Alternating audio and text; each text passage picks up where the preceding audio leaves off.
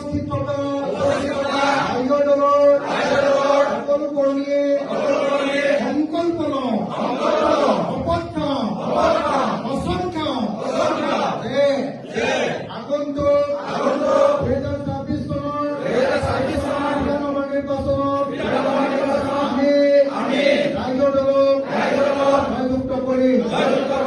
ধেমাজিয়ে সকলো ৰাইজৰ দলৰ কৰ্মীয়ে দলৰ প্ৰাৰ্থীয়ে জয়ী কৰাবৰ কাৰণে সকলো শক্তি প্ৰয়োগ কৰি কামত লাগি যাব। কোনেও দলত এনেই বহি নাথাকিব, কোনেও দলৰ ভোটদান নকৰিব, কোনেও বিসম্বাদ নকৰিব।